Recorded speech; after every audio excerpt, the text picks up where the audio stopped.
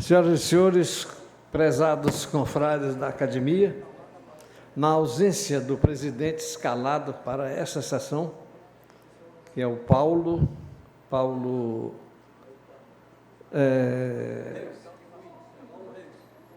Vasconcelos, Leitão de Vasconcelos, outro Paulo assumirá a mesa, que é o Paulo Henrique de Moura Reis. Então, ele será o presidente desta sessão. Boa tarde. Eu estou aqui substituindo o meu amigo Paulo Leitão, que deve estar chegando aí. Hoje de manhã a gente teve a parte conceitual com o João José, depois uma parte teórica e condizente com a nossa maneira de educar, agora a parte prática, né? Nós estamos exatamente partindo aqui para a parte prática, que seria impactos, tendência e tecnologia da inteligência artificial. Eu queria convidar aqui o Raziel Jonathan, da Universidade Estadual do Ceará, para secretariar a mesa.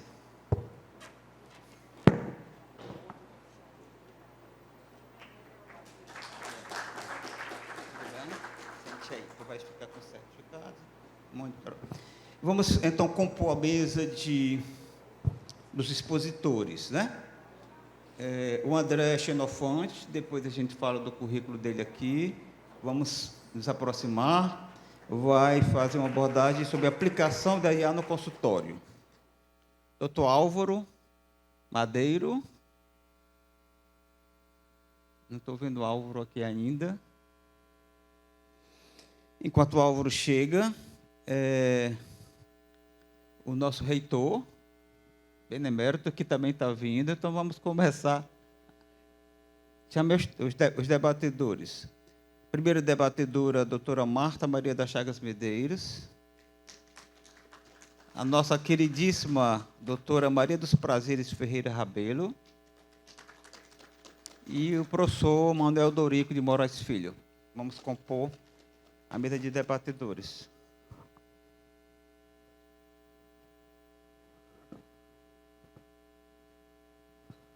O professor Milton Castro vai substituir o professor Manuel Dorico.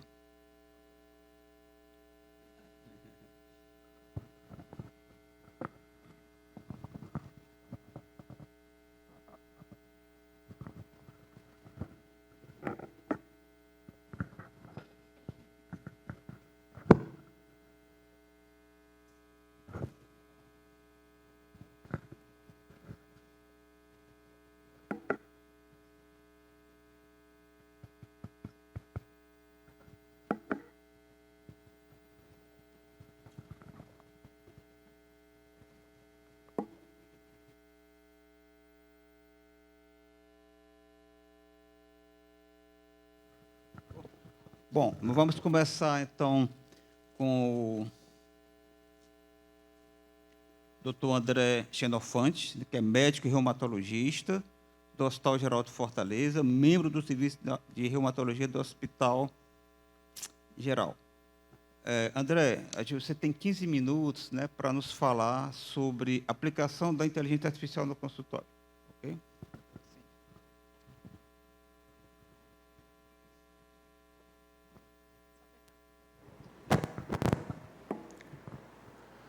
Bom, boa tarde a todos. Antes de mais nada, queria agradecer à comissão organizadora, o convite, à Academia Cearense de Medicina. É um prazer estar aqui, falar sobre inteligência artificial, um assunto que eu gosto bastante.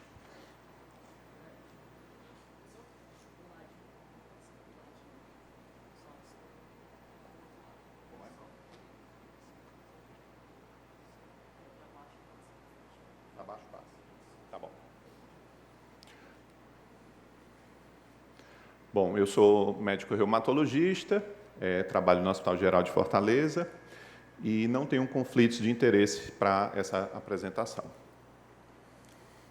Bom, eu me considero da geração X, né? A geração que nasceu ali nos anos 70. Eu vejo aqui uma diversidade de idades, né? O pessoal da academia, a turma mais jovem, mas a geração X ela tem uma particularidade importante.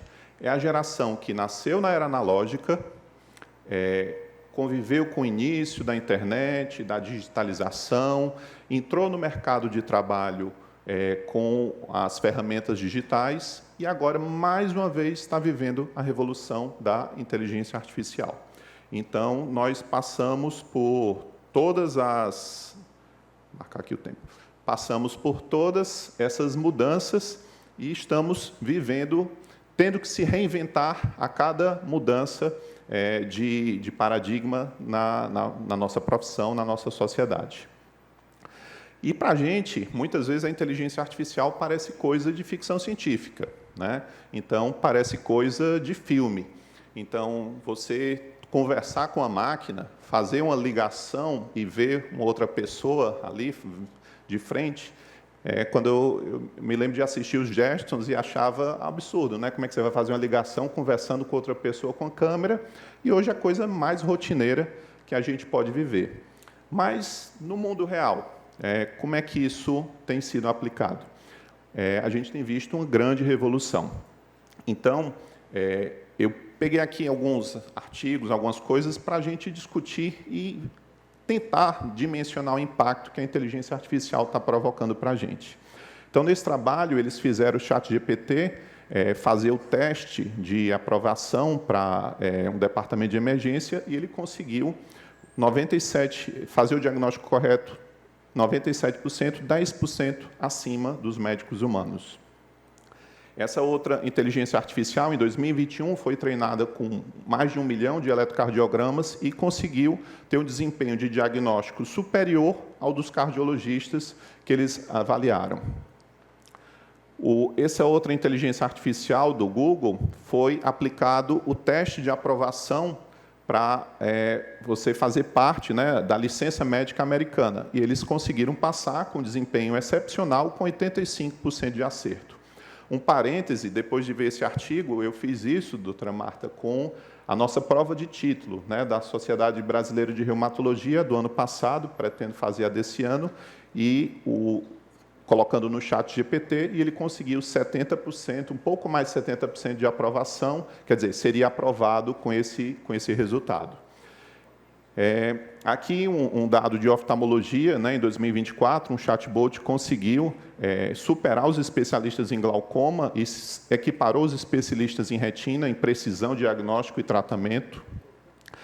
E aí a gente poderia ficar a tarde toda aqui citando trabalhos, e aí nós nos perguntamos, será que é o fim da medicina, como a gente conhece, vamos ser substituídos por máquinas, ou nós temos uma nova ferramenta? Então, o que eu defendo é que nós temos uma nova ferramenta, uma ferramenta muito útil, que vai mudar bastante a maneira como a gente trabalha. Aqui são uma série de especialidades que estão fazendo pesquisa, oncologia, neurologia, cardiologia, tem muito pesquisa. A minha área, reumatologia, ainda está um pouquinho atrás, mas eu estava discutindo com a doutora Marta, já temos bastante iniciativas em várias áreas. Imagem, realmente, é onde a gente vai ter o impacto mais perceptível, tá? Então, a aplicação que me vem mais clara é reconhecimento de padrão, porque o computador, a inteligência artificial, é muito boa em reconhecer padrões, né? E imagem nada mais é do que reconhecer padrões. Então, por isso que no treinamento o residente precisa ver bastante imagem, e é exatamente isso que a gente faz com a inteligência artificial. Alimenta com muitos dados para que ela nos retorne ali o que a gente gostaria. Diagnóstico precoce. Então, existem várias iniciativas de aplicação de inteligência artificial em assistência básica, né? Onde você vai colocar dentro do prontuário eletrônico a inteligência artificial, que vai analisar os dados colocados pelo médico da atenção básica e vai ali acender um alarme. Olha, esse paciente aqui, que tem dor nas articulações, que tem rigidez matinal, ele deve ter uma artrite reumatoide. Encaminha para o reumatologista. Então, o diagnóstico precoce vai ser muito benéfico para o paciente, porque vai poder automatizar certos encaminhamentos, né? O que a gente usa no ChatGPT é o processamento de linguagem natural. Então, ele reconhecia a nossa linguagem. E, como a gente vai ver daqui a pouco, existem várias aplicações que estão sendo utilizadas, tanto aqui no Brasil como no exterior, para reconhecimento de voz, para notas clínicas. Então, em vez a letra de médico lá escrevendo no prontuário ou digitando no computador, a inteligência artificial vai escutar a nossa consulta e vai gerar um prontuário ali pré-fabricado, né? Desenvolvimento de algoritmo preditivo que vai poder diferenciar algumas doenças. Então, todos esses fatores são muito importantes. Então, aqui, como eu já falei, modelagem preditiva, biomarcadores, né? Então, desenvolvimento de biomarcadores é uma área que, dentro da reumatologia, a gente sofre muito, porque não tem bons biomarcadores, né? Então, você vai conseguir fazer simulações de biomarcadores, de ajuste de dose, de ajuste de esquema, sem gastar tanto dinheiro, sem precisar fazer ensaios clínicos. Então, a gente vai poder modelar, simular ensaios clínicos utilizando inteligência artificial. Aqui foi um outro estudo mostrando a acurácia do modelo de linguagem em reumatologia, né? Então, comparando o médico e o ChatGPT. E aí nós tivemos um resultado com melhor sensibilidade para a inteligência artificial, mas a um custo de uma menor especificidade. Então, mostrando realmente esse impacto. O impacto na tomada de decisão, imagem. A maioria das imagens hoje, ela já passa por um processamento. Então, é quando você aponta ali o celular para um céu, um pôr do sol, e, nossa, como ficou bonito no celular. Geralmente está mais bonito do que o mundo real. Por quê? Porque o celular ali já fez um processamento. Então, a maioria das imagens, quando a gente faz a captação de imagem de tomografia, ressonância, ela já passa por um pré-processamento. Então, essa interpretação humana, ela vai ficar totalmente dependente desse processamento e cada vez mais. Então, imagem realmente onde a gente vai ter, esse aqui é um outro estudo mostrando um modelo para diagnosticar artrite reumatoide, usando simplesmente as imagens de radiologia, né, conseguindo uma precisão muito alta. Dermatologia, esse aplicativo do Google, o próprio paciente fotografa a lesão e ele consegue ali um diagnóstico inicial e um encaminhamento. Novamente, eu não defendo nem ninguém de bom senso que a inteligência artificial vai substituir o clínico, vai substituir o especialista, mas ela vai criar atalhos, né? Então, por exemplo, numa situação dessa, o paciente pode ser encaminhado mais precocemente para o especialista, conseguindo um tratamento melhor, com resultado melhor. Os wearables, né? Eu estou usando aqui um relógio digital, a maioria das pessoas já aderiu a isso.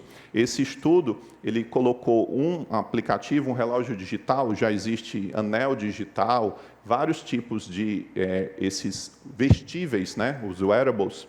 E esse estudo ele conseguiu prever a crise do paciente com artrite reumatoide 3 meses antes, porque nesse período ele conseguiu avaliar quase 13 milhões de pontos de atividade. Então, assim, como é que um ser humano conseguiria analisar essa quantidade de dado? É praticamente impossível. O que eu mencionei mais cedo, né, que em inglês eles chamam de medical scribe, né? Então, é a automação de prontuários. Gente, esses aqui são aplicações americanas. O DAX, que foi um dos primeiros, todos esses outros, mas isso já está em aplicação, né? No Congresso americano, eu pude assistir uma palestra, ele mostrou mais de 50 aplicativos diferentes com esse tipo de tecnologia. Então, a gente está numa corrida. Um monte de empresa está correndo atrás, a gente vai ver o que é que vai sobreviver. E aqui no Brasil, a gente já tem isso. Então, todos esses, Scriba, Voa, Doutor Assistente, o NOA, que é do Dr. Alia, eles escutam o que o paciente está falando. Eu testei mais ou menos uns 50 pacientes, você coloca ali, muda um pouco a maneira de fazer a anamnese, porque você tem que falar em voz alta, né? Então, eu palpo a mão do paciente, olha, eu estou sentindo aqui uma rigidez, talvez uma coisa que eu não falaria, eu passo a falar em voz alta, e no final da consulta, a inteligência artificial processa aquilo e me dá um prontuário, com queixa, história da doença, antecedentes, medicamentos, os exames, se eu ler os exames, ele vai anotar os exames, e realmente funciona. Aqui um exemplo. Opa, deixa eu ver aqui. Clica para ativar. Aqui do lado direito. Tem um vídeo. Não? É um vídeo. Não tem áudio ainda não. Bom, problemas técnicos, nem sempre tudo funciona. Então, você vai simplesmente, no seu notebook, que você está usando no consultório, sem microfone, vai fazer a conversa com o seu paciente, toda a anamnese, e, no final, ele vai gerar esse prontuário. Então, a maioria dessas aplicações, elas têm um período gratuito. Então, se vocês quiserem, é fácil de testar no consultório. Eu fiz uma sessão clínica no HGF também sobre inteligência artificial e a gente fez uma consulta simulada com o residente e aí você fica vendo em tempo real o que ele está ouvindo e transcrevendo. E a acurácia é muito alta. Então, considerando que, às vezes, o médico passa mais tempo dedicado à burocracia, a atividades não médicas, então, o que a inteligência artificial pode estar fazendo aí é liberar esse tempo para o médico, né, para avaliar o paciente.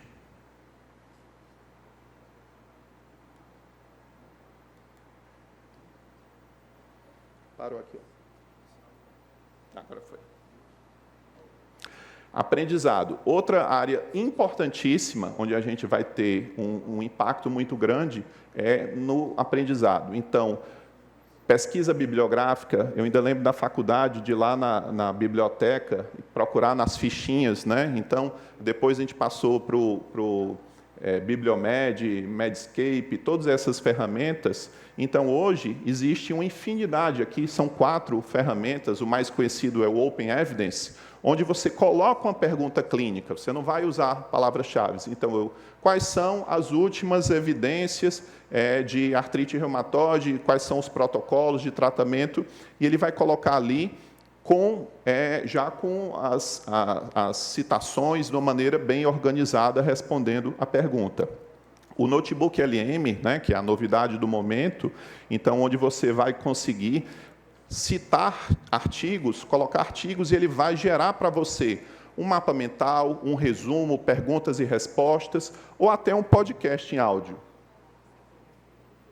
Então, esse documento, né, a minha amiga Milena que gerou esse aqui, esse documento rodou o Brasil recentemente, e aí a gente coloca no Notebook LM e pede para que ele gere um podcast para a gente, explicando. Eu não estou com tempo de ler, esse documento tinha mais de 50 páginas, eu quero só o principal, e ele gera um arquivo de áudio que eu posso escutar no carro, em qualquer canto.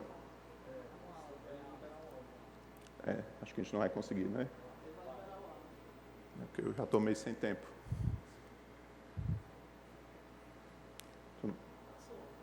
Passou?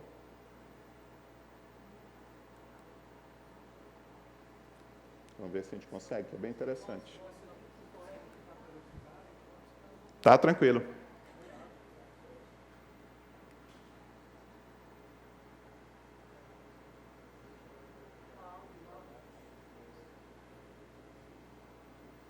Porque ele tem que liberar lá o áudio. O que impressiona é a naturalidade não é aquela voz robótica, né, como você está escutando lá o GPS. Fica literalmente uma conversa, né, como se fosse 2 apresentadores. Era bem interessante se a gente conseguisse.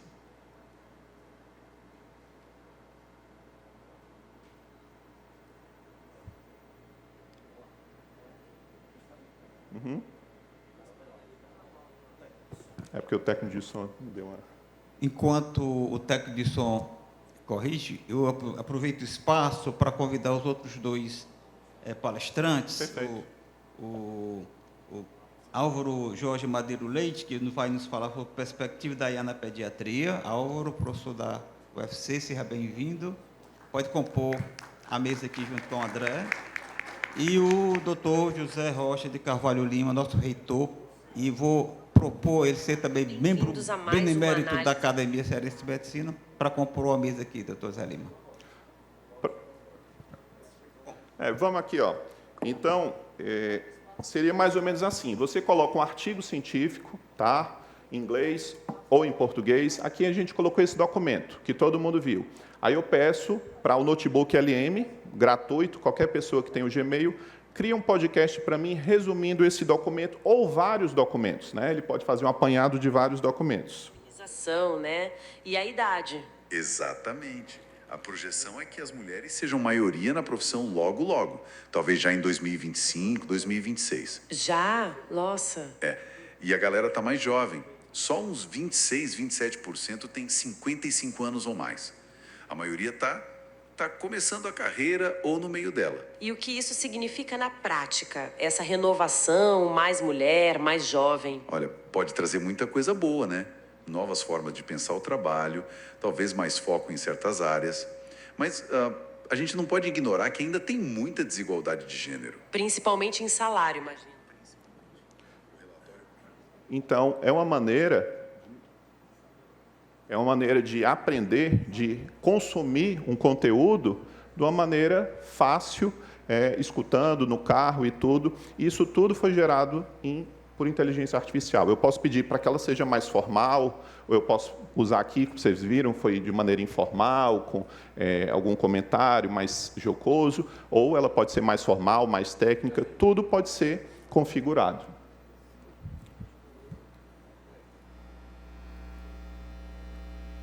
Agora eu não consigo passar. Próximo. Não, passa para mim. Voltou? Olá, bem-vindo. Agora foi. Pronto. Então, gente, nós temos um papel muito importante dentro dessa revolução. Nenhum dado desse veio do nada. Então, as inteligências artificiais precisam ser alimentadas com os dados que a gente fornece.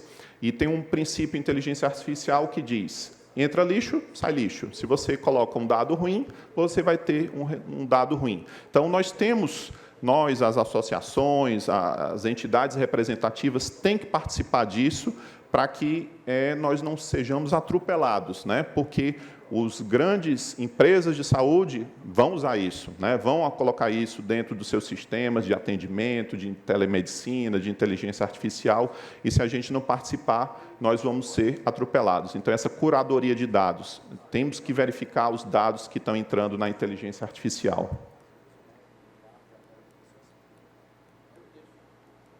Pronto. Para finalizar, o penúltimo slide, a gente não pode esquecer do fenômeno da alucinação, né? Então, esse termo foi criado para designar aquele momento que a inteligência artificial, quem já começou a usar, ela dá uma resposta completamente estapafúrdia, sem sentido, ou então ela tenta agradar o interlocutor. Então, se você pede ali um dado, ela inventa, literalmente, dados, referências, citações. Então, meu irmão da área jurídica, ela inventa lá termos jurídicos, inventa jurisprudência. Então, tudo tem que ser verificado. Então, não está ainda no momento que a gente possa confiar cegamente na inteligência artificial. Então, nós vamos ter avanços constantes. Eu que me interesso por esse assunto, estou sempre lendo, não consigo acompanhar, né? Então, é uma velocidade vertiginosa. Isso vai ser integrado nos nossos fluxos, nos nossos prontuários eletrônicos. A gente precisa ter segurança, precisão. Eu não vou nem entrar em relação ao custo financeiro, energético, mas, se vocês pesquisarem, isso é um problema grande. O que a gente paga hoje pelo ChatGPT não cobre os custos deles. Então, se isso for realmente implantado, os custos vão ser maiores, tá?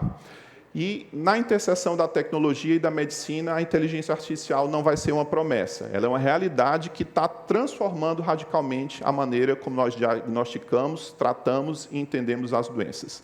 Mas a humanidade não pode ser perdida no meio disso. É preciso ainda o médico para estar junto do paciente, como diz um grande amigo meu, um neurologista, nem que seja para segurar a mão do paciente. Muito obrigado, André. Vamos aproveitar para compor a mesa, né? Doutor Álvaro, por favor, compõe a mesa. E o doutor José Lima, reitor da Câmara de Cristo, por favor, vamos compor a mesa. O debate foi desenhado de maneira que cada palestrante, ao final, faria o debate da palestra. Portanto, nós vamos ter como debatedora a professora da Faculdade de Medicina da UFC, Marta Maria de Chagas Medeiros, professora titular. Marta, por favor, 5 minutos. Ok, obrigada, Paula. Um prazer grande estar aqui. André é meu colega de especialidade. Eu acho que quando eu comecei a ouvir IA dentro da sociedade foi por causa do André. E muito obrigada pela sua aula, André. Bom, assim, hoje a gente já viu muita coisa aqui de manhã, agora com sua apresentação. E a gente já está começando a ter uma ideia do que a IA pode fazer dentro da medicina, né? Tudo bem, mas eu lhe pergunto, para o paciente, nesse começo de aplicabilidade de toda essa tecnologia, que não é tão nova, mas para a gente dentro da medicina é nova no sentido de que está... Agora, eu fui ver ontem no PubMed, curiosamente, coloquei lá inteligência artificial no Medline, me veio 28 mil artigos que foram publicados, principalmente nos últimos 3 anos, sobre IA na medicina. Tem muita coisa já. Eu fiquei impressionada, principalmente no tratamento de câncer, na oncologia tem muita coisa, cardiologia, né, como o André falou, na radiologia, muita coisa. E eu acho que nesse início, nesse afã da gente começar a usar essa ferramenta, e eu repito, é uma ferramenta, não é substituir nunca, né, o papel do médico. Eu fico pensando o que o paciente está pensando, como é que ele está se sentindo. E aí eu vou recordar uma história. Algum tempo atrás, minha filha era pequena, a gente estava começando a usar os computadores. E eu levei minha filha a um médico, pediatra. Foi pediatra não, viu, Álvaro? Deu Álvaro? Não foi pediatra não, me lembrei agora. E ele atendeu assim, eu sentei aqui, minha filha aqui, e ele aqui, obviamente, e aqueles computador grande que nós começamos a usar na frente dele. Para eu conseguir falar alguma coisa, eu tinha que fazer assim, doutor, aí ele, calma, aí, digitava. Aí ele fazia assim também para fazer a pergunta e digitar. Isso me traumatizou tanto que eu passei longos anos sem querer usar computador no meu consultório, porque eu achava que o computador iria me afastar do meu paciente e vice-versa. E aí eu te pergunto, e eu confesso que eu comecei a usar prontuário eletrônico faz muito pouco tempo, estou assim adorando, você faz um mundo de coisa naquele prontuário eletrônico, mas enquanto eu estou digitando lá no prontuário eletrônico, ou eu estou buscando aqui alguma coisa, fazendo uma receita, eu fico me perguntando,